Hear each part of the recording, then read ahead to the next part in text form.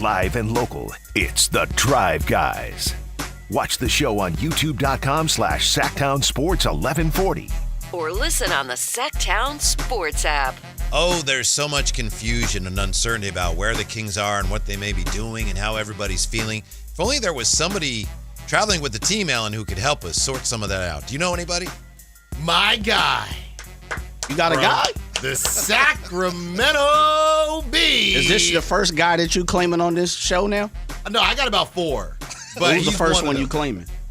He's the first one. Okay. No, it was Brett Siegel one. That's your guy? But Brett we've had on the show. The other guys I can't claim yet. Okay. Till they come on the show. All right. So Biderman is the second that I'm claiming. Chris Biderman, how are you today, and how do you feel about being one of Alan's guys? I'm feeling okay. It's about 8 degrees. In terms of being one of Alan's guys, I'm not sure that that's going on top of my resume. But I appreciate the enthusiasm and always appreciate Alan for having me on. That's tremendous. Chris, did you get to Ishkabibbles and get a cheesesteak yet, or is that later?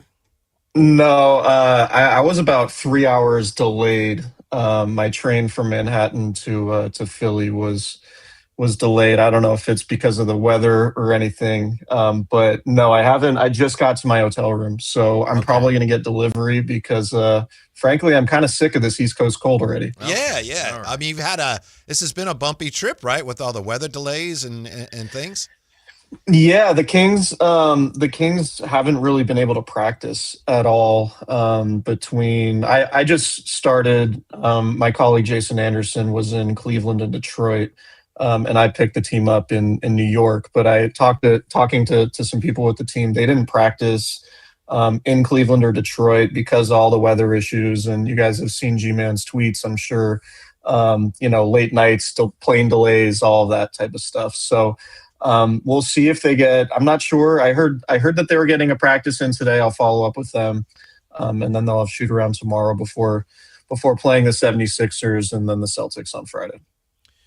Chris, how were the vibes last night? We were on DAP Watch to see who Mike Brown was dapping up because in Sacramento there wasn't a lot of dapping besides Precious Achiuwa, but they go out there. It's a close game until the fourth quarter, and then you see Malik Monk, Domantas Sabonis, all dapping it up with Mike Brown. And I know we're just having some fun with that specific game, but just in general with the trade deadline next week, how are the vibes last night and just with the team as a whole right now?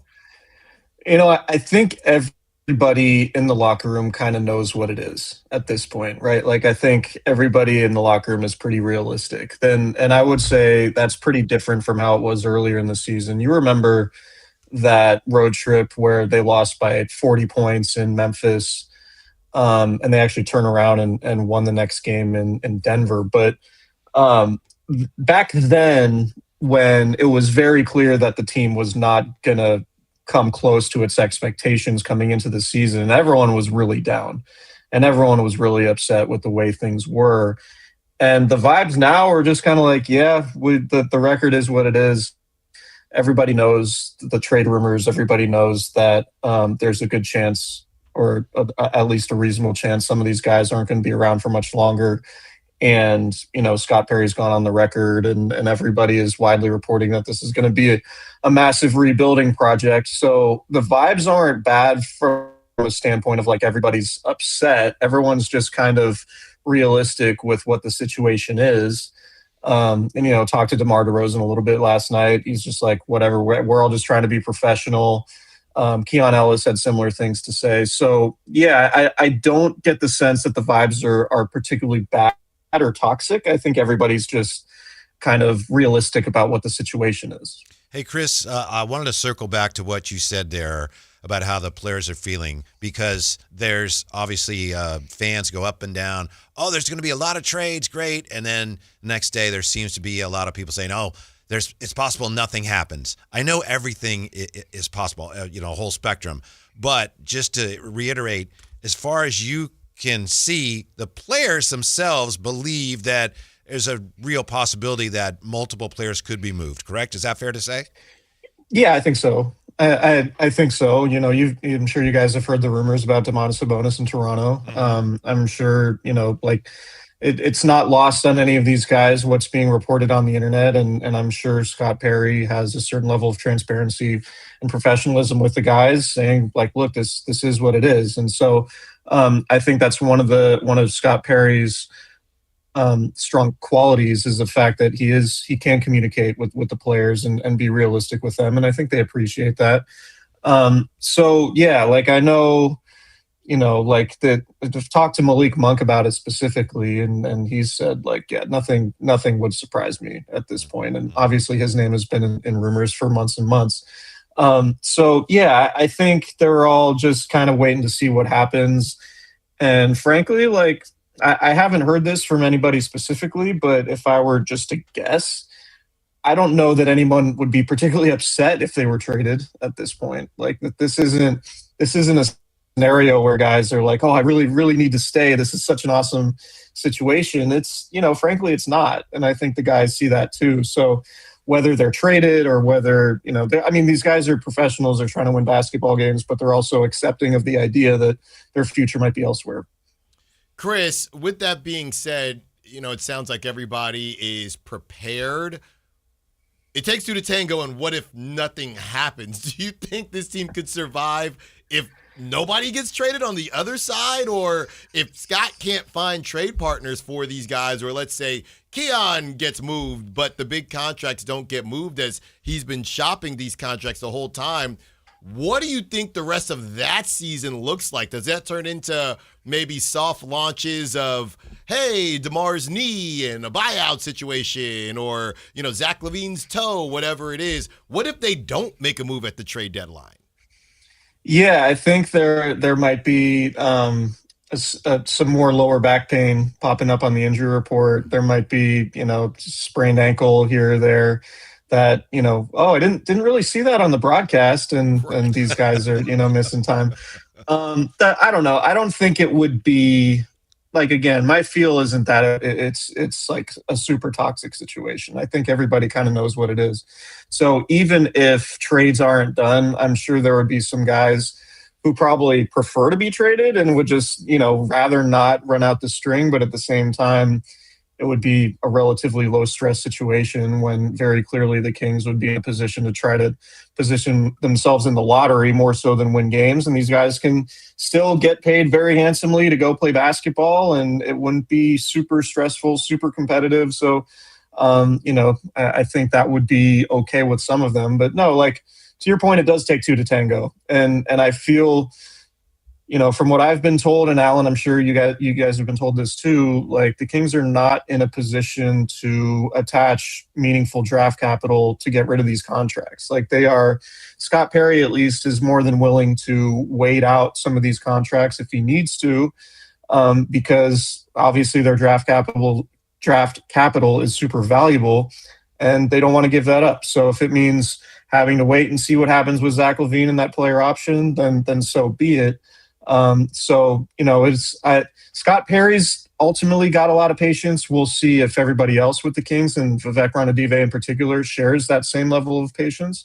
That to me is the biggest question for the Kings. This is a multi-year rebuild, and is Vivek Ranadive going to want to steer away from that at some point, or is he going to be patient enough to see this thing through as Scott Perry wants to? Chris Biderman from the B, nice enough to join us from the road with the Kings.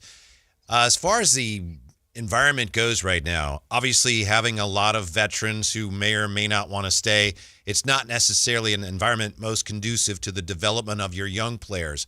How concerning do you think that is for the Kings, and how have the young players, to your eye, Dylan and Maxime and Nick in particular, how do you think they're dealing with that? Because it seems like they're not really affected adversely by that. Yeah, I would say it goes a couple different ways. Like, I'm not sure. Like, I know fans, in an ideal world would think, yeah, give Nick Clifford 35 minutes a game and see how it goes. I would agree with that from a certain standpoint of trying to develop these guys long term, but I would also say, are we sure Nick Clifford has earned the right to get 35 minutes a game, right? Like, I think that's the way Doug Christie is kind of handling it.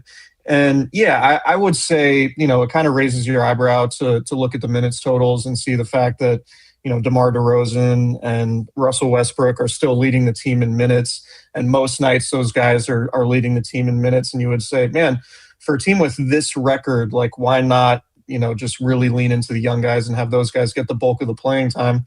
Like Nick Clifford was, a late first round pick. Maxime Reynaud was a second round pick.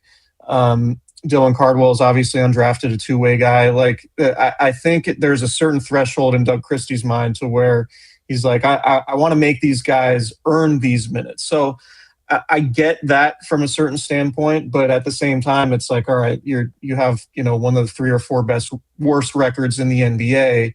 At some point, you need to pull the plug. And Talon's question earlier, maybe that's what it looks like. Maybe it's, it's March. Even if these guys are still around, maybe Doug is more inclined to play, the young guys 30 plus minutes a game instead of, 15 to 20. So we'll see how that goes. But that's, I understand it from that perspective. It's not like they have, the number 2 pick on the roster and they're not playing that guy. It's like these are late drafted prospects who aren't exactly beating the door down when it comes to playing time, in my opinion. And I think that's how Doug Christie views it too. Talking to Chris Biderman of the Sacramento Bee. Chris, a name that's come up a little bit with kind of undertones of wanting to move on is Zach LaVine. There was a report a couple weeks ago about the Atlanta Hawks deal in the summer, and then you had a report come out about the Bucks and Bobby Portis, as well as future King, we think, Kyle Kuzma. What's going on? What's going on with Zach LaVine, your interactions with him? He's been out a little bit as well. Does it seem like he wants out of Sacramento at all? Or how has his kind of persona been in the interactions that you've had? Yeah, so I had that exact conversation with him last night, sort of loosely. And, I showed him a report that said that he's dying to get out of Sacramento. And he said, look, I've never said that. If anybody said that, they're not speaking for him. So, I'll take Zach's word for that. But at the same time, I don't think Zach would be terribly upset if he got traded. Whether, particularly if it was to like a Southern California team where he lives in the offseason and where his family is, or to a team that's more equipped to contend. The thing I would wonder with Zach, in light of the Giannis news today, are the Bucks still on the Zach LaVine sort of, are they on that tip, right? Like, or are they more focused on the Giannis stuff? And if they move on from Giannis, obviously it seems like there's very little reason to trade for Zach LaVine if you're Milwaukee. So I would say that I don't know that Zach is like actively pushing to get out. I think he's just kind of in a holding pattern and waiting. And he worked out before the game yesterday, so I don't think the back injury is too significant. But I would say that, I don't think Zach is pushing to get out, but I don't think he would be terribly upset if he got traded either. All right, Chris Biderman, I want to ask you a question here that Alan and I have split views on. I'm not going to tell you who's going which way, so you're going to determine it. Fair enough, Alan? This is like arbitration, but it's Biderman-atration. Okay. So whatever he says goes. All right. The question is, and obviously it's just your opinion, who has the tougher job right now, Scott Perry or Doug Christie? Oh, man. Tougher job. They're both. We recognize both of them have really, really difficult jobs right now. So I think it's Doug, because Doug has to manage this thing on a daily basis. Where Scott, like if Scott just lets time go and lets these contracts expire, like there's not, like with the patience in his approach, it's not super pressing for him to do a move tomorrow, as much as it looks like the Kings need to make moves. And I'm sure, it's more important for the Kings to avoid making the bad move than when they make the move, right? So I think Scott can look at it and say, if I don't get any of these contracts out of here by February 5th, it's not the worst thing in the world. And, we can see what happens with Zach in the offseason and the player option. We can see the DeMar DeRozan becomes much more tradable in the offseason, right? Like Malik Monk gets closer to his contract ending. So Scott can operate with a little bit more patience, whereas Doug has to manage this no matter what. And the roster, it might be that the roster is just out of balance and not super talented for the foreseeable future, and he has to deal with it on the daily basis. Where Scott Perry is just like, yeah, I can make a trade in the offseason. I don't necessarily have to do anything if it's not the right deal by February 5th. So I would say Doug has the more difficult job. I would agree. Thank you, Chris. Jay had to recuse himself because he knows Doug. Yes. So thank you, Chris. Alan, your thoughts? I'll give you this one. It was a good argument. It was a good argument, but Scott's job will obviously be harder once the season ends, which is obvious because the season won't be happening. So that's fine. That's fine. But if it's like 2026 and 2027, Scott Perry's job gets significantly harder the more time goes by. Yes. Right. So like in a year or two, I think the answer might change. But for right now, I think it's Doug. Yeah. I'm a forward thinker. That's why I was thinking about the future there. The fruits of victory. That's right. Chris, just one more for you from my end, because I know you've been talking to some of the guys, and I think Hoops Hype might have been in the building because it's New York. Keon Ellis said to Hoops Hype, it's always great to be wanted because that's not always the case. He went on to say it's definitely good that other teams see value in you. A lot of people have been assuming that Keon is and his camp probably just want to move forward. I talked to him on media day. He did think that he said it would have been nice if the Kings didn't pick up that option and then they just would have come to an agreement in restricted free agency or even before then. What's your take on Keon, how he's dealing with all this? Gets to play the guy in Mike Brown, where it all started, the doghouse or not doghouse. What's your take on Keon and where he's at with this whole process? Yeah, I think it's telling the fact that there are so many other teams that seem to really value Keon while the Kings are kind of in a spot where they feel like they need to trade him. I think that's emblematic of how the last few years have gone, and going back to the decision to fire Mike Brown and the dominoes that fell after that.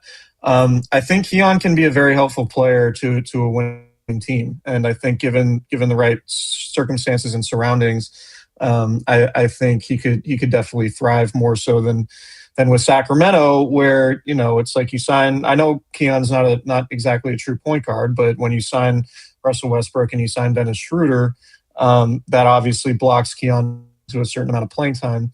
And so, I think if you're Keon and you just take a holistic look at the situation, like what has happened since you've been in Sacramento that makes you want to play here for the foreseeable future? Like why would you want to link yourself with the Kings for the next 3 or 4 years when all that's really happened is you've been yo-yoed and you've seen multiple coaching staffs and now front offices, and you don't know that the stability is going to be there when you could go to, I don't know, like say, I don't know, the Lakers, not anybody else. Like there are a lot of teams who could use a 3-and-D wing who can shoot threes at a high percentage, guard point guards. Like Keon could be a very valuable piece. Detroit really stands out to me as a team that would make a lot of sense for Keon. So like if you just look at it from Keon's perspective, what's happened with Sacramento that makes him want to stay? And I know that's probably not something that fans want to hear, but I think it's on the Kings given the way, they've handled the situation. And if they can get a first-round pick for him, I think that would be great value. I think it's more likely that they probably get a couple seconds for him. But no, it totally makes sense to me from Keon's standpoint to, rather get traded and go to a winning situation than wait till the offseason. Unrestricted free agency would be good for Keon Ellis. So he's kind of in the catbird seat either way. Yeah. Chris Biderman, thank you so much for your time. We appreciate it.